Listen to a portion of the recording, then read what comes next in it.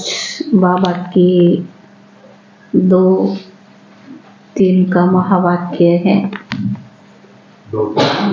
2 तारीख 3रा महीना मार्च का है। आज बाबा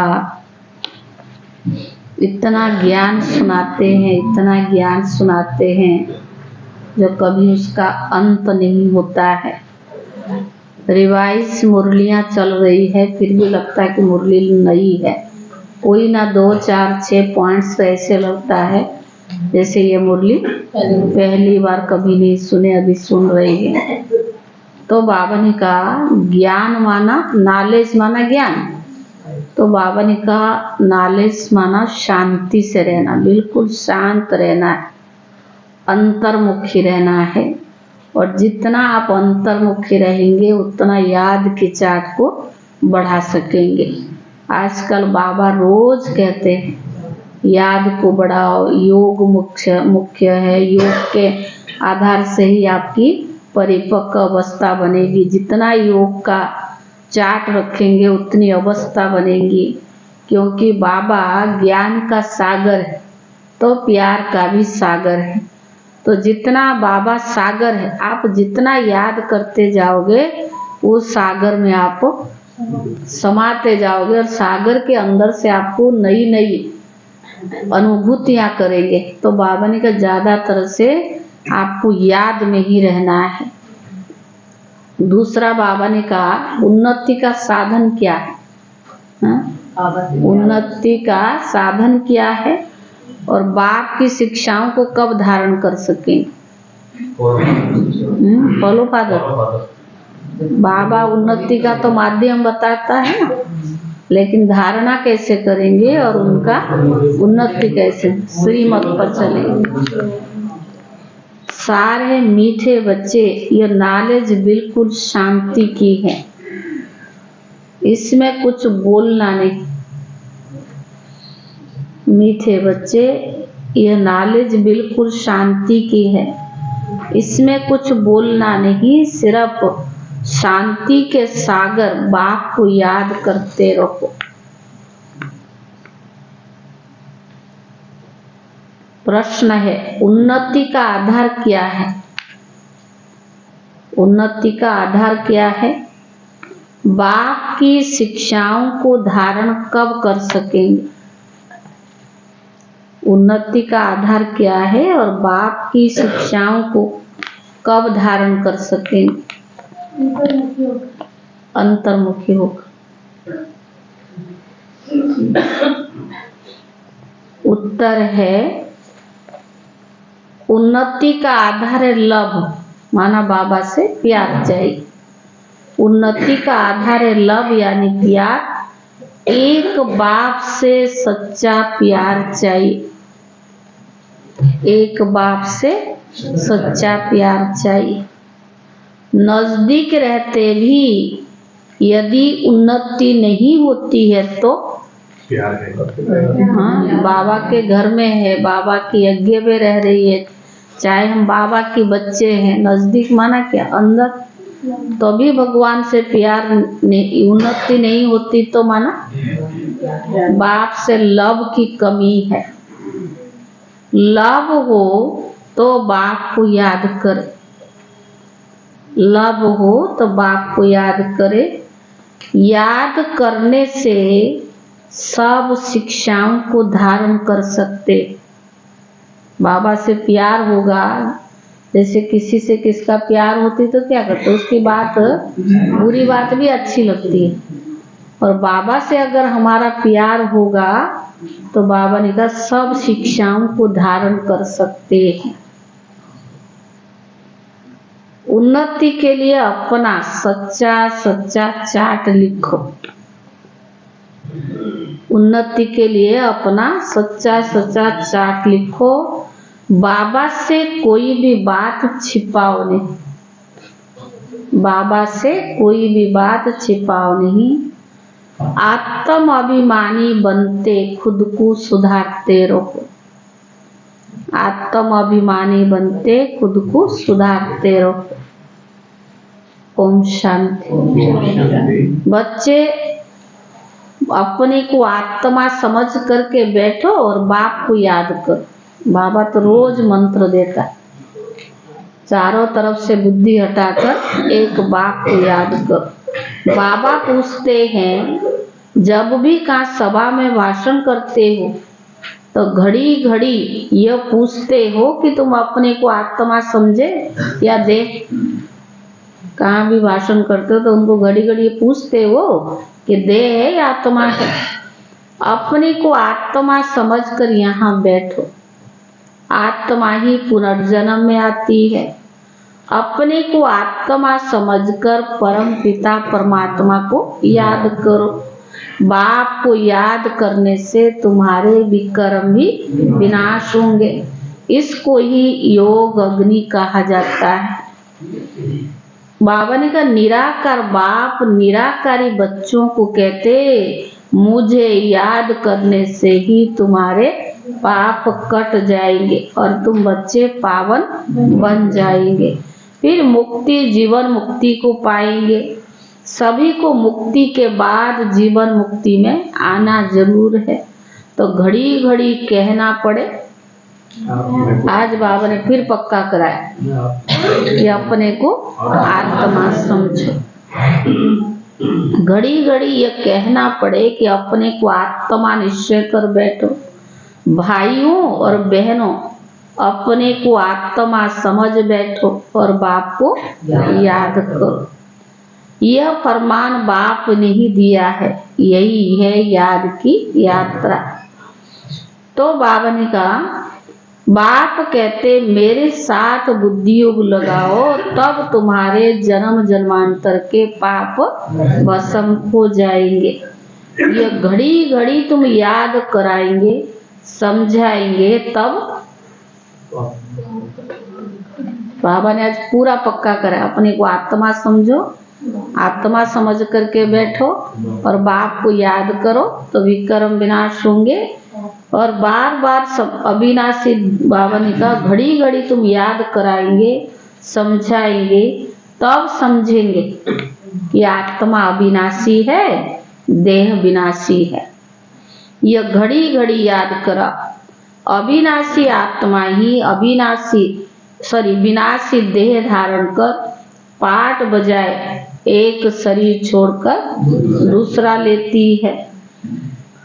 आत्मा का स्वधर्म शांति है। वो अपने स्वधर्म को नहीं जानते हैं। अब बाप कहते, मुझे याद करो तो विकर्म विनाश होंगे। मूल बात तो यही है और इससे भूल नहीं जाना। मूल बात यही है और इससे भूलना नहीं। तो बाबा ने कहा, पहले पहले तुम बच्चों को यही मेहनत करनी है। बेहद का बाप आत्माओं को कहते हैं। इसमें कोई शास्त्र उठाने की भी दरकार नहीं। तुम गीता का मिसाल देते हो, तभी तुम कहते हो सिर्फ गीता उठाओ, वेद का नाम क्यों नहीं लेते हो। बाबा ने कहा, उनसे पूछो वेद किस धर्म का शास्त्र। कहते हैं आर्य धर्म का है। आर्य धर्म किसको कहेंगे? वो हिंदू धर्म तो है नहीं, आदि सनातन देवी देवता धर्म। फिर आर्य धर्म कौन सा धर्म? आर्य तो आर्य समाजियों का धर्म होगा। आर्य धर्म तो नाम है नहीं। आर्य धर्म किसने स्थापन किया? तुमको वास्तव में गीता को नहीं उठाना है। पहली बात है, अपने को आत्मा समझ बाप को याद करना है। महिमा तो बाप की करनी है। यह तुम तब कर सकेंगे। सदैव बाबा की महिमा कैसे करेंगे? तब करेंगे।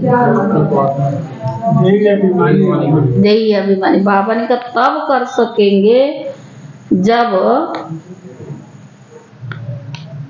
बाबा ने कहा इस समय आर्य धर्म तो नाम है नहीं, पर तुमको वास्तव में गीता को नहीं ठाना है। अपने को आत्मा समझकर याद करो तो सतो प्रधान बन जाएंगे। इस समय सब तमो प्रधान है।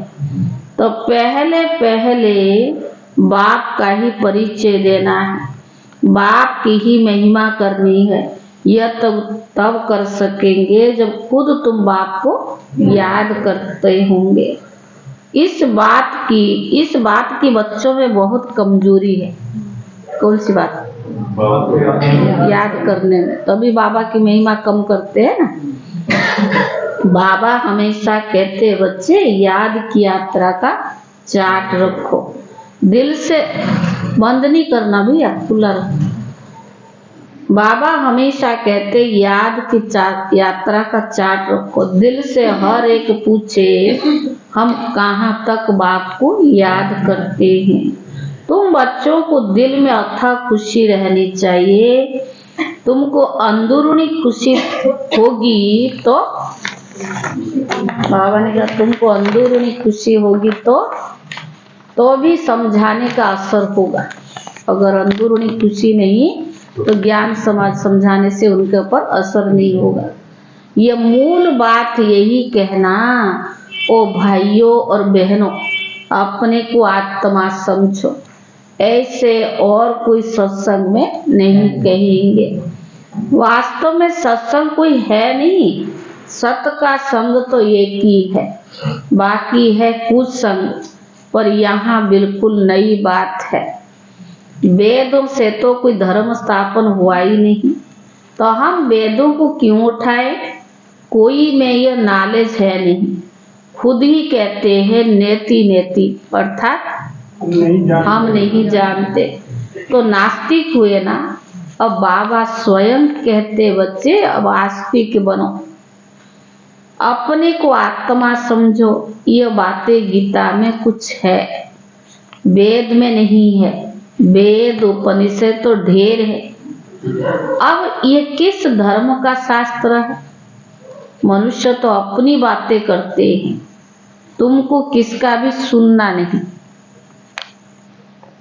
बाप तो सहज समझाते बच्चे, अपने को आत्मा समझ, बाप को याद करो तो पावन बन जाएंगे।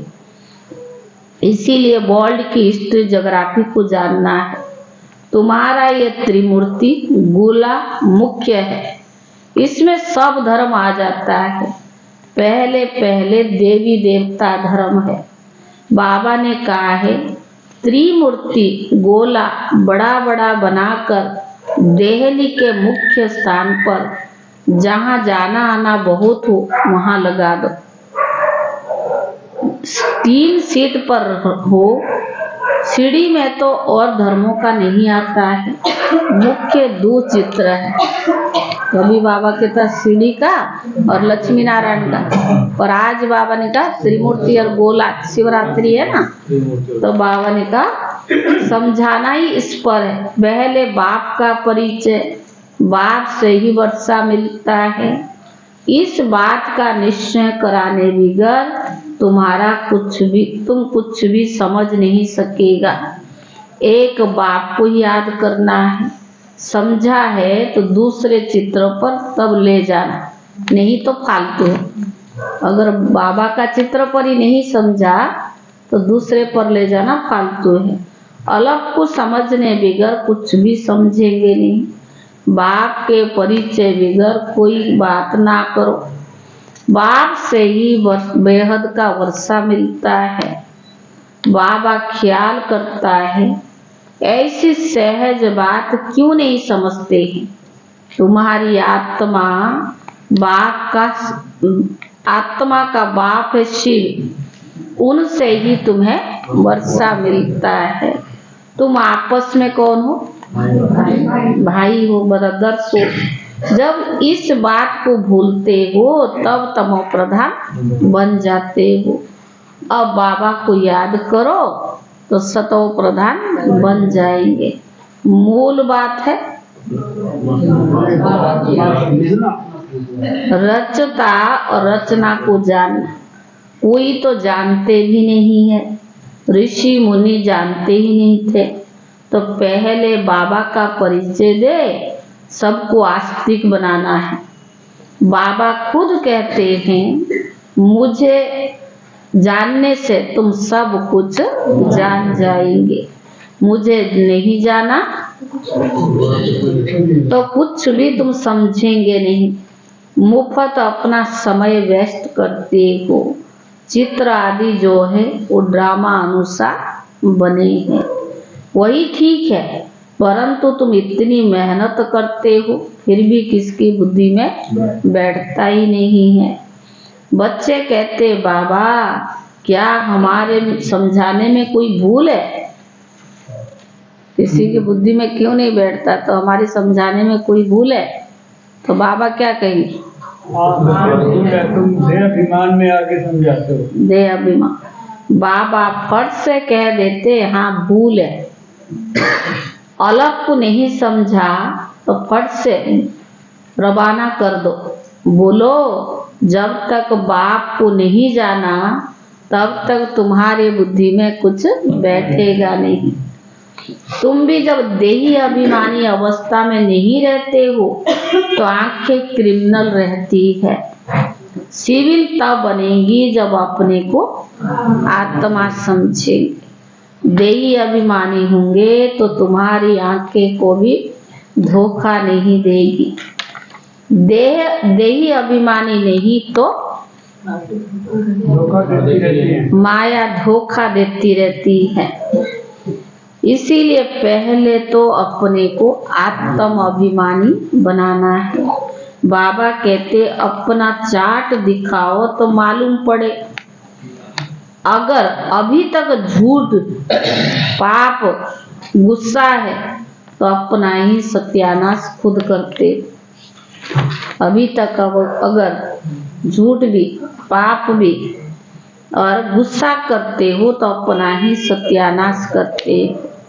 बाबा चार्ट देख करके समझ जाते हैं कि ये सत्य लिखा या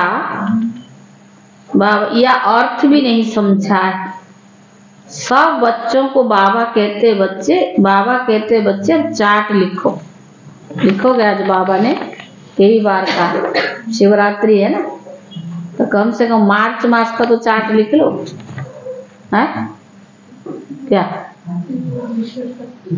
जो बच्चे योग में नहीं रहते हैं वो इतनी सर्विस भी नहीं कर सकते हैं, जौहर भी नहीं बढ़ता है। भले बाबा कहते कूटों में कोई निकलेगा, परंतु जब तक खुद योग में नहीं रहते दूसरों को फिर कैसे कहेंगे योग में रहो? तो खुद नहीं रहते दूसरों को कैसे कहेंगे? बाबा ने कहा, सन्यासी कहते सुख काक विष्टा के समान, वो सुख का नाम ही नहीं लेते। तुम जानते हो भक्ति अथाह है, उसमें कितनी आवाज है। तुम्हारी नॉलेज तो बहुत शांति की है। बोलो, शांति का सागर तो बाप ही है। अपने को आत्मा समझकर बाप को याद करना है। बाप कहते मनमना भव, ये अक्षर भी नहीं कहो। हिंदुस्तान की तो है हिंदी भाषा, फिर संस्कृत भाषा दूसरी क्यों? अब इन सब भाषाओं को छोड़ो, पहले तुम भाषण करो तो क्या समझो? अपने को आत्मा समझो। बहुत है जो अपने को आत्मा भी नहीं समझते, याद भी नहीं कर सकते। अपने घाटे को कोई समझ ना सके। आत्मा नहीं समझते, बाप को याद नहीं करते, तो हमारा घाटा पड़ रहा है ये भी समझ नहीं सकते हैं। कल्याण तो है ही बाप की याद में, बस अभी रट्टा लगा लो और कोई उपाय नहीं। बाप की याद, चलते फिरते धंधा दूरी थोड़ी ना छोड़ के बैठ जाना है। इतना समय तो बैठ भी नहीं सकते ना आजकल। बाबा कहते हर समय बाबा ही दिखाई दे, बाबा ही बाबा है। बच्चे कभी बाप को एक जगह बैठ करके याद करते क्या? उठते बैठते बाप की याद ही है। आत्म अभिमानी बनने की प्रैक्टिस करनी है। तुम बहुत बोलते हो, तुम्हें इतना बोलना नहीं चाहिए। बाबा ने कहा टिक टिक करते हैं ना, ज्ञान बहुत बोलते हैं, इतना नहीं बोलना चाहिए। मूल बात है शांति में याद की यात्रा। योग अग्नि से ही तुम पावन बनेंगे। इस समय सब दुखी है। बाबा ने कहा सुख मिलता ही पावन बनने से। बाबा कहता तो अच्छा लगता ना कि तुम बहुत बोलते, दूसरा कोई कहेगा सुनोगे कि और तो किसी को कहते नहीं, हमें ही कहते हो बहुत बोलता है। तो बाबा ने कहा बाप को याद करने से ही सुख मिलता है, पावन बनने से ही सुख मिलता है। तुम आत्म अभिमानी हो, किसको समझाएंगे तो उनको तीर लगेगा। कोई खुद विकारी है और किसको कहे तुम निर्विकारी बनो तो उनको तीर लगेगा? नहीं लगेगा। बाबा कहते बच्चे तुम खुद याद की यात्रा पर नहीं रहते हो, इसीलिए दूसरों को भी उसका तीर नहीं लगता है। अब बाप कहते हैं जो बीती सो बीती, जो हो गया सो हो गया। अब पहले अपने को सुधार, दिल से पूछो कि हम अपने को आत्मा समझ बाप को कितना समय याद करते। Question mark. आज बाबा ने पूरा पक्का कराया याद में रहने। जो बाप हमको विश्व का मालिक बनाते हैं, हम शिव बाबा के बच्चे हैं, तो जरूर हमको विश्व का मालिक तो बनना है। वही एक मासूक आकर तुम्हारे सामने खड़ा हुआ है, तो उनके साथ बहुत लव होना चाहिए। बाबा कौन है? मासूक है और सामने खड़ा है, तो उनसे बहुत लव होना चाहिए। लव माना यार, माना याद। तो बाबा ने कहा याद शादी होती है तो स्त्री का पति के साथ कितना लव होता है। तुम्हारी भी सगाई हुई है पर शादी नहीं। वह तो जब विष्णुपुरी में जाएंगे, पहले शिव बाबा के पास जाएंगे, फिर ससुर घर जाएंगे। कभी तो बाबा कहता आप कहाँ हो? बाई बनवा में हो, सादा सिंपल रहना है। बाबा ने कहा परंतु वहां सगाई कभी टूटती नहीं है। सतयुग में सगाई की खुशी कमी होती है क्या? सगाई हो गई तो उसकी खुशी थोड़ी कमी होती है। सगाई हुई और याद पक्की हुई। सतयुग में भी सगाई होती है, परंतु वहां कभी सगाई टूटती नहीं है। अकाले मृत्यु नहीं होती है, पर यहाँ तो होती है। तुम बच्चों को ग्रस्त व्यवहार में रहते पवित्र बनना है। भले बहुत नजदीक रहते, परंतु उनकी फिर उन्नति भी नहीं होती। नजदीक माना यज्ञ में रहते, समर्पित है, पर उनकी बाहर वाले उन्नति कर लेते, अंदर रह के भी उनकी उन्नति नहीं होती है। तो बाबा ने कहा जो उस लव से आते हैं उनको बहुत उन्नति होती है। याद नहीं तो बाप से लव भी नहीं रहता है। आज बाबा ने बार बार कहा अगर बाप की याद नहीं रहती तो लव भी नहीं रहता है। उनकी शिक्षाओं को भी धारण नहीं कर सकते। भगवान से प्यार नहीं है तो उसकी शिक्षाओं को भी धारण नहीं कर सकते हैं। भगवान उवाच तुम बच्चे सबको यही पैगाम दो कि काम महाशत्रु है जो आदि मध्य अंत दुख देता है। तुम पवित्र सतियुग के मालिक थे, अभी तुम गिर कर गंदे बन पड़े हो। अब यह अंतिम जन्म फिर से पवित्र बनो। काम चिता पर बैठने का हथियाला कैंसल करो। तुम बच्चे जब योग में बोलेंगे तब जब तुम बच्चे किसको योग में रहकर बोलेंगे तब किसकी बुद्धि में बैठेगा। ज्ञान तलवार में योग का जोहर जरूर चाहिए। पहली मुख्य एक बात है ना, अपने को आत्मा समझ बाप को याद करो। बच्चे कहते बाबा हम बहुत मेहनत करते हैं, मुश्किल तब कोई निकलता है। बाबा कहते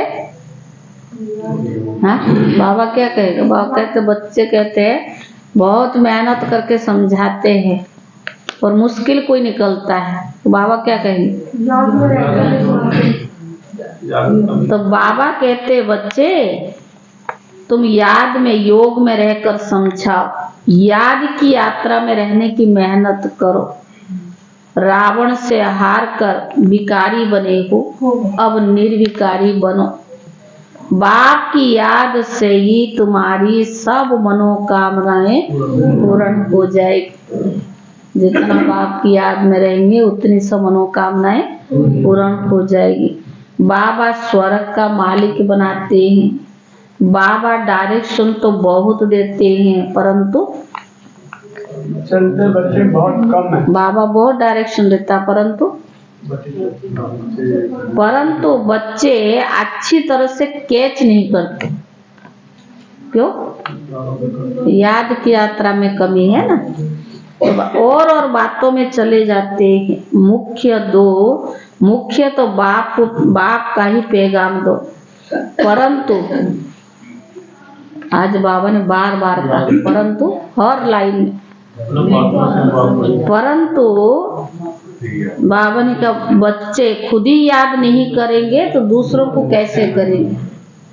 बाबा ने कहा ये ठगी तुम्हारी चलेगी नहीं है। भगवान से भी ठगी, मनुष्य से तो आधा कल्प ठगी किया, एक जन्म भगवान मिला है उससे भी ठगी। दूसरों को कहो विकार में नहीं जाओ और खुद जाए तो जरूर दिल तो खाएगी ना। ऐसे भी ठग बहुत है। इसीलिए बाबा कहते मूल बात है ये अलग, यानी याद। अलग को जानने से तुम सब कुछ जान जाएंगे, अलग को ना जानने से तुम कुछ समझेंगे भी नहीं। अच्छा मीठे मीठे सिक्के दे बच्चों प्रति माता पिता बाप दादा का याद प्यार और गुड मॉर्निंग। रूहानी बाप की रूहानी बच्चों को नमस्ते, और रूहानी बच्चों की तरफ से रूहानी बाप दादा को याद प्यार और नमस्ते नमस्ते। धारणा के लिए मुख्य सार पहला है अंदरूनी बाप की याद की खुशी में रहकर फिर दूसरों को बाप का परिचय देना है। पहला है अंदरूनी बाप की याद की खुशी में रहकर फिर दूसरों को बाप का परिचय देना है। सबको एक बाप की महिमा सुनानी है, सबको एक बाप की महिमा सुनानी है। दूसरा आत्म अभिमानी बनने की बहुत प्रैक्टिस करनी है। आत्म अभिमानी बनने की बहुत प्रैक्टिस करनी है। बहुत बोलना नहीं है, बहुत बोलना नहीं है। बीती सो बीती कर पहले स्वयं को सुधारना है। बीती सो बीती कर पहले स्वयं को सुधारना है। याद की यात्रा का सच्चा चार्ट रखना है। आज बाबा ने कहा ना कितना समय हम याद करते उसका चार्ट रखना है। याद की यात्रा का सच्चा चार्ट रखना है। वरदान ब्राह्मण जीवन में वैरायटी अनुभूतियों द्वारा रमणीकता का अनुभव करने वाले संपन्न आत्मा भव। ब्राह्मण जीवन में वैरायटी अनुभूतियों द्वारा रमणीकता का अनुभव करने वाले संपन्न आत्मा भव। जीवन में हर मनुष्य आत्मा की पसंदी वैरायटी है, एक जैसी अच्छा नहीं लगता ना। जीवन में हर मनुष्य आत्मा की पसंदी वैरायटी है, तो सारा दिन में भिन्न भिन्न संबंध, भिन्न भिन्न स्वरूप का वैरायटी अनुभव करो, तो बहुत रमणीक जीवन का अनुभव करेंगे। भिन्न भिन्न स्वरूप का वैरायटी अनुभव करो तो बहुत रमणीक जीवन का अनुभव करेंगे। ब्राह्मण जीवन भगवान से सर्व संबंध अनुभव करने वाली संपन्न जीवन है। ब्राह्मण जीवन माना सर्व संबंध की अनुभव करना, सर्व संबंध अनुभव करने वाली संपन्न जीवन है। इसीलिए एक भी संबंध की कमी नहीं करना। बाबा हमारा सर्व संबंध है, उसकी कमी नहीं करना। अगर कोई छोटा सा या हल्का आत्मा का संबंध मिक्स हो गया तो सर्व शब्द समाप्त हो जाएगा। अगर कोई छोटा या हल्का आत्मा का संबंध मिक्स हो गया तो सर्व शब्द समाप्त हो जाएगा। जहाँ सर्व है वहाँ ही संपन्नता है। इसीलिए सर्व संबंधों से स्मृति स्वरूप बनो। स्लोगन, बाप समान अव्यक्त रूपधारी बन प्रकृति के हर दृश्य को देखो तो हलचल में नहीं आएंगे। बाप समान अव्यक्त रूपधारी बन प्रकृति के हर दृश्य को देखो तो हलचल में नहीं आएंगे।